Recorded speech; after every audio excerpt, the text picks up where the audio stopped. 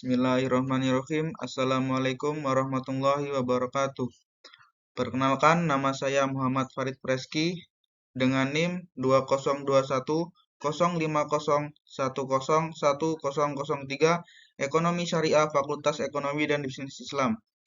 Baiklah, di sini saya akan menjelaskan sedikit tentang penghimpunan dan penyaluran dana serta fungsi jasa dan layanan pada bank syariah. Nah, yang pertama ada pengertian wadiah. Wadiah dapat diartikan sebagai titipan dari satu pihak ke pihak lain, baik individu maupun badan hukum yang harus dijaga dan dikembalikan kapan saja si penyimpan menghendakinya.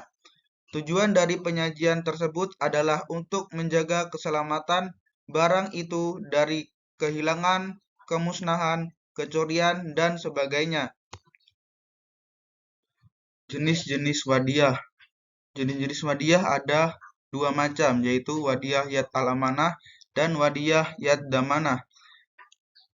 Wadiah yad al-amanah merupakan titipan murni. Barang yang dititipkan tidak boleh digunakan atau diambil manfaatnya oleh penitip.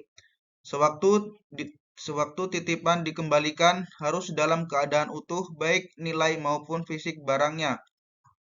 Jika selama dalam penitipan terjadi kerusakan, maka pihak yang menerima titipan tidak dibebani tanggung jawab pemeliharaan, dapat dikenakan biaya penitipan. Wadiah yad damanah merupakan pengembangan dari wadiah yad amanah yang disesuaikan dengan aktivitas perekonomian. Penerimaan titipan diberi izin untuk menggunakan dan mengambil manfaat dari titipan tersebut.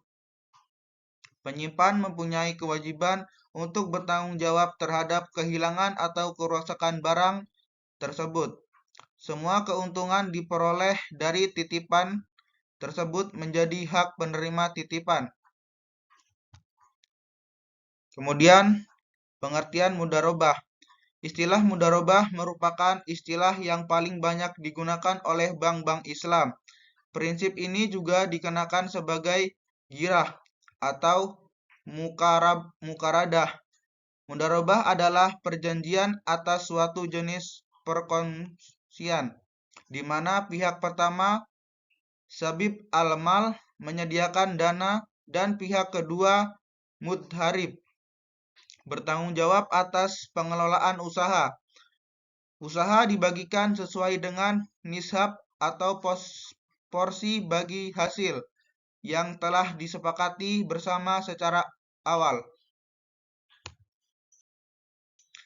Jenis-jenis mudharabah ada dua, yaitu mudharabah mutalaqah dan mudharabah muqayyadah. Mudharabah mutalaqah yaitu pihak penguasa diberi kuasa penuh untuk menjalankan proyek tanpa larangan atau gangguan apapun.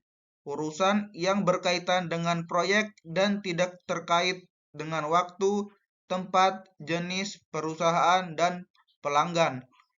Mudharabah muqayyadah yaitu pemilik dana membatasi atau memberi syarat kepada mudharib dalam pengelolaan dana, seperti misalnya hanya untuk melakukan mudharabah bidang tertentu.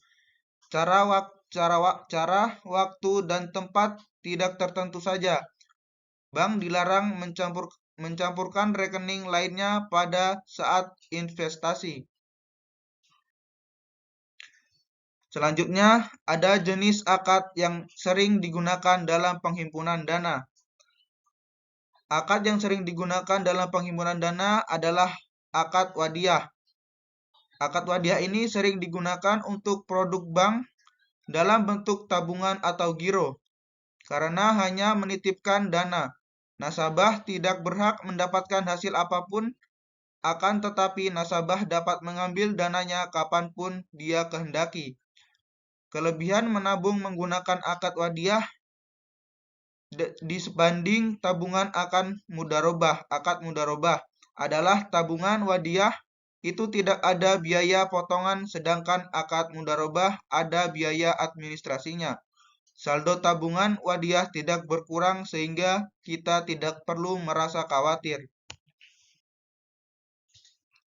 Akad penyaluran dana bank syariah. Akad jual beli. Yang pertama ada murabahah, yaitu pembiayaan ini merupakan bentuk pembiayaan berprinsip jual beli yang pada dasarnya merupakan penjualan dengan keuntungan tertentu yang ditambahkan di atas biaya perolehan. Pembayaran bisa tunai maupun dituangkan dan dicicil. Kedua ada bai salam.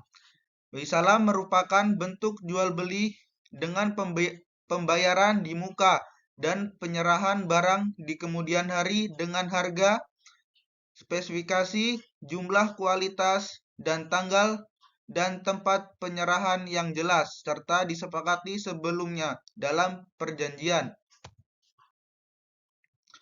Yang ketiga ada istisna. Istisna merupakan salah bentuk jual beli dengan pemasaran yang mirip dengan salam.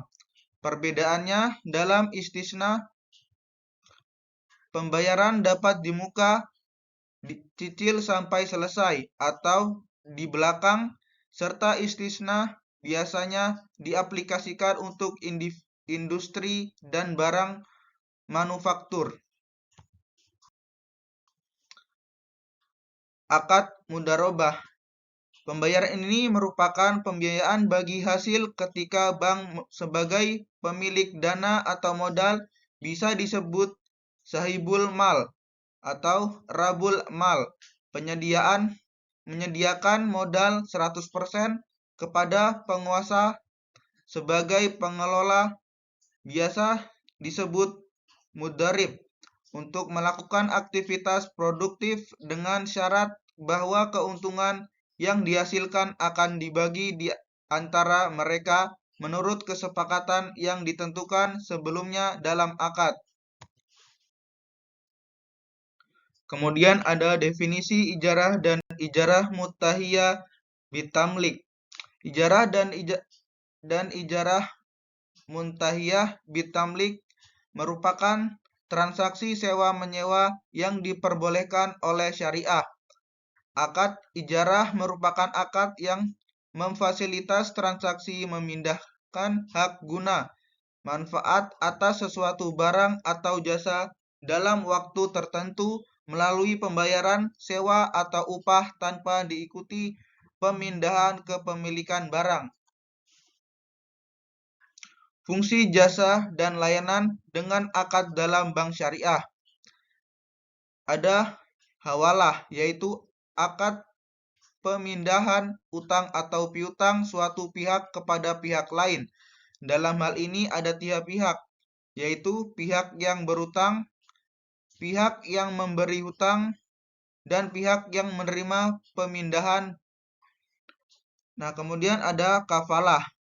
Kafalah adalah menyediakan seseorang pinjaman ikut bertanggung jawab atas tanggung jawab seseorang dalam pelunasan atau pembayaran hutang.